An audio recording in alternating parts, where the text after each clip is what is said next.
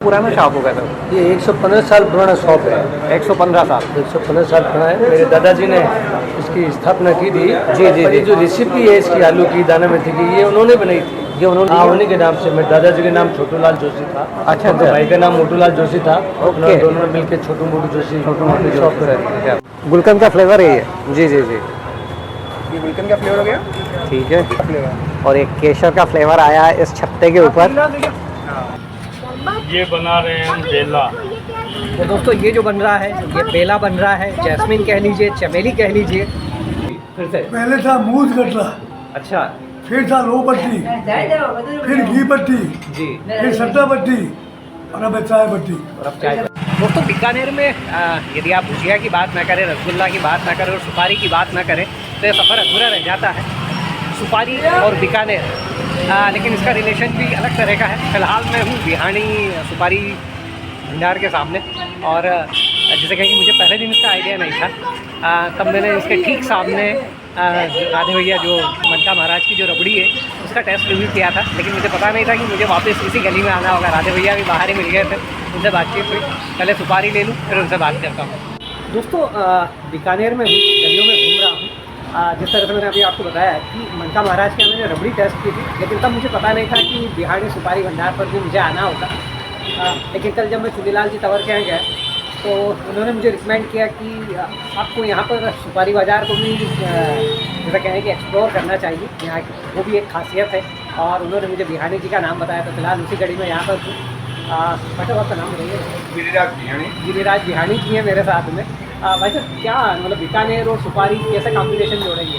सुपारी जैसे बीकानेर का सूखा क्लाइमेट सुपारी के लिए वरदान है। इससे सूखे क्लाइमेट और खाने वाले यहाँ के हैं, इसलिए सुपारी बीकानेर की फेमस है। तो बेसिकली ये सुखाने के लिए आती है ना? हाँ, ये सूखने के लिए और टाइम पास करने के लिए। जैसे हम लोग सुपारी 1 साल रखते हैं घर पे, 1 साल में वो सुपारी खाने के लिए अच्छी तैयार हो जाती है। अच्छा अच्छा। इसलिए सुपारी बीकानेर की फेमस है। कितनी वैरायटी की सुपारियाँ होंगी आपके पास?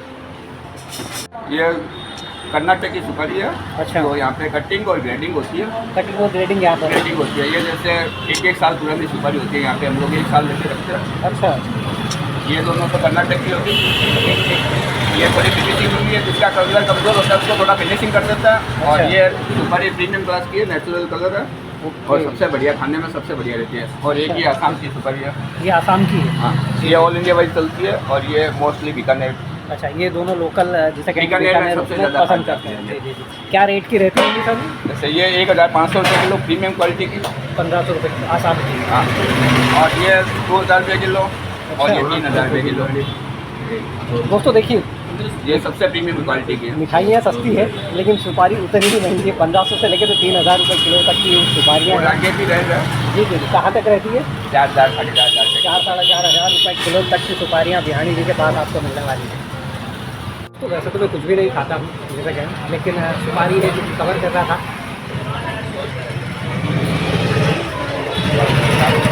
सुपारी जो किसी तरह का कोई जैसे कहें ना कि मिश्रण वगैरह नहीं है, एसेंस नहीं है, कोई मीठापन नहीं है, सिंपल जो प्लेन सुपारी होती है वो होती है। लेकिन बेसिकली सुपारी यहाँ पर क्योंकि यहाँ के क्लाइमेट के लिए सूखने के लिए आती है, जब सूखने के आई तो लोगों को धीरे धीरे यहाँ पर खाने में आ गई, खाने में पसंद आ गई। ये जैसे स्वीट सुपारी, ये मीठी सुपारी। ये वाली दोस्तों यहाँ पर मीठी सुपारी भी मिल जाएगी आपको। ये मुखवास के तौर पे काम आती है, ये हार्ड रहती है। अच्छा। और ये सुगर बॉइल्ड उबली हुई सुगर अच्छा, ये बॉइल्ड। ओके। दोस्तों ये वाली जैसे कहे ना कि ये मेरी फेवरेट है। एक टाइम पर इंदौर में होटलों में खाने के बाद इसे ज़रूर से सर्व किया जाता है। बड़ी मज़ेदार चीज़ होती है ये वाली। तो दोस्तों मैंने अभी एक नींबू वाली गोली ट्राई की है। बिल्कुल नींबू का फ्लेवर आया, और जब आप इस तरह की चीज़ों को खाते हैं ना तो आपको अपना जैसे कहेंगे बचपन याद आ जाता है। तो जब किसी भी शहर को एक्सप्लोर करने का टाइम होता है ना तो आपको कुछ चीज़ें ही नहीं करनी होती, आपको हर एंगल से देखना होता है। तो उसी एंगल से फ़िलहाल मैं बिहानी सुपारी भंडार पर था। बीकानेर में मुझे पता लगा था कि सुपारी के लिए भी बीकानेर फेमस है। तो यहाँ की जो एक रिनोन शॉप, वहीं पर बिहानी जी से बातचीत हुई, सुपारियों के बारे में जाना। जब आप इस तरह की जगहों पर जाते हो तो डेफिनेटली आपका कहने के नॉलेज बढ़ता है। चलिए स्वाद के नए सफ़र पर बढ़ते हैं बीकानेर में। विशेष करता हूँ आपको पहले कोविड लोकेशन 99 पर बने रहिए। मैं हूँ आपका दोस्त लोकेश शर्मा। दोस्तों अभी फ़िलहाल बीकानेर की गलियों में मैं जहाँ आपको लेकर आया हूँ वो गोलछा स्टोर है। ये भी दुष्यंत भैया ने मुझे रिकमेंड किया था कि यदि आप बीकानेर में हैं तो इस जगह को मत मिस करिएगा। तो यहाँ पर भी डिफरेंट तरह के अचार हैं। तो आइए समझते हैं क्या चीज़ें हैं यहाँ पर और क्या कहानी है यहाँ की। शॉप पर हूँ ना मैं, गोलछा स्टोर, ये चौथी जनरेशन चल रही है। अभी जो भैया थे उनका कहना था कि 80 साल तो कम से कम पूरे हो ही चुके हैं, उससे ज़्यादा भी हुए हो तो कोई वो नहीं है। और ये जो तस्वीर थी ये इनके दादाजी की थी। पूरन गोली वगैरह से स्टार्ट हुआ था दुकान का, और शुरू में तो इनके पास कोई इस तरह का काउंटर भी नहीं होता था। लेकिन यदि स्वाद के शौकीनों से यदि आप पूछेंगे कि बीकानेर में अचार कहाँ से, तो लोग यहाँ का नाम सजेस्ट करते हैं। तो उसी कड़ी में फ़िलहाल मैं आपको यहाँ पर ले आया हूँ गोलछा स्टोर पर। भैया आपका नाम बताइए ना। अरिहंत। और सामने जो भैया अरिहंत भैया हैं, और इन्हीं से मैं सारी चीज़ें पूछ रहा हूँ। केर सांगरी का राजस्थानी अचार है, वो फेमस है। अच्छा, इसके अलावा लोगों तो जो बारीक केर का अचार है वो भी बहुत बढ़िया का है। अच्छा।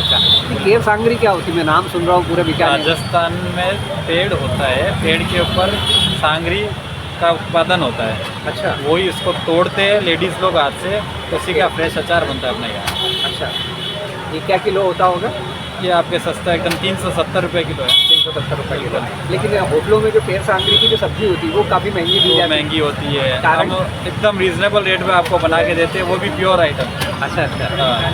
जिस नाम की धूम है केर सांगरी, ये उसका अचार है। और ये अरिहंत भैया बता रहे हैं कि करीब 370 रुपये 370 रुपये किलो का अचार है। कितना टाइम लगता है इसको प्रिपेयर होने में? और केर सांगरी हमें 3.5 घंटा लगता है, 2 घंटे कम से कम लगता है तैयार करने में। पहले उसको साफ पानी से हमें भिगोना पड़ता है, फिर हल्दी वल्दी डाल के उसको तैयार करना पड़ता है पूरा प्रोसेस में। ओके। और ये ऐसा अपना पैक डब्बा आता है।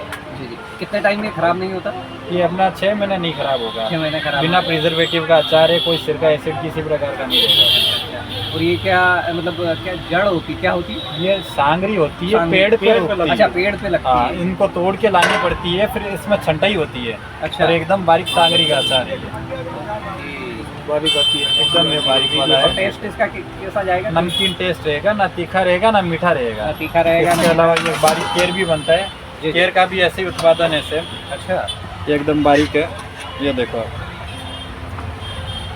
दोस्तों ये बारीक केर का अचार अरिहंत भैया के यहाँ पर मैं देख रहा हूँ। ये किस चीज़ से बनता है? ये भी पेड़ पर ही। ये भी पेड़ पे ही लगता है। ये दोनों राजस्थान के फेमस अचार ये है। दोनों ऐसे अपने 45 से 50 तरह के अचार बनाते हैं खुद। जी। और टोटल अपना खुद का ही है, अच्छा। फैक्ट्री में बनता है। सारा मिर्च मसाला वही पीसते हैं, उसके बाद वही तैयार तो है। अगर स्वाद की गलियों में इतना सारा मीठा खिलाया मैंने, गुजिया खिलाई, रसगुल्ला खिलाया, सब खिलाया, तो कुछ तीखा भी तो बनता है ना। तो फिलहाल मैं गोलछा स्टोर पर केर सांगरी और छोटी बारीक केर सांगरी और बारीक केर, 2 तरह के अचार मैंने देखे। वैसे तो इनके पास काफ़ी सारी वेराइटियाँ हैं। नींबू का भी अचार आता है मीठा। जी। वेराइटी तो यहाँ पर ढेर सारी है, लेकिन ये जो स्पेशलिटी बताई इन्होंने बीकानेर की, वह तो थोड़ा सा ट्राई करके देखता हूँ। दोस्तों यहाँ पर इस तरह से कैंडी और मुखवास का भी जैसा कहना है कि एक बड़ा बाजार दिखाई देता है मुझे। सुपारी के नाम पर तो सुपारी गली फेमस है यहाँ पर। दोस्तों भैया मुझे अभी केर सांगरी और केर 2 तरह के अचार टेस्ट करवाने वाला है, और वो खुद को अभी रेडी कर रहे हैं कि मैं सही साथ दिख रहा हूँ या नहीं दिख रहा हूँ। और दोस्तों मेरे सामने केर सांगरी है ना? हाँ, केर सांगरी। ये केर सांगरी का जो फेमस अचार है गोलछा स्टोर का बीकानेर में, इसे ट्राई करके देखता हूँ।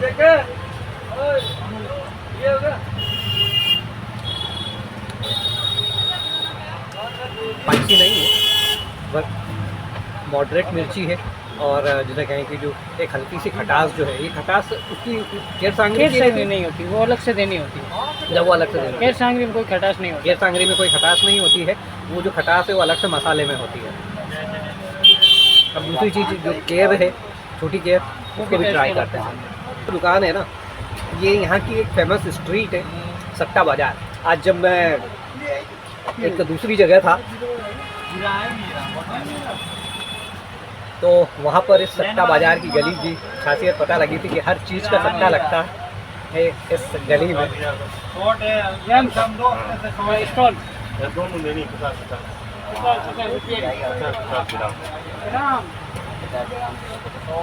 बहुत दिनों बाद अचार का टेस्ट किया है, वो भी वीडियो के लिए। मज़ेदार एक्सपीरियंस। यदि आप कुछ इस तरह से तीखा और चटपटा खाना पसंद करते हैं, डेफिनेटली अचार से बेस्ट कुछ नहीं। अच्छा तो फिलहाल बस इतना ही। जैसे कहें कि इतने सारे नमकीन और मीठों के बीच में अचार का जो एक खट्टापन और तीखापन, उसका भी टेस्ट कर लिया बीकानेर में। और एक सामने यहाँ पर जो उनका जो पान की शॉप है, उसे भी कवर करूँगा थोड़ी देर बाद। आपको रात में पान की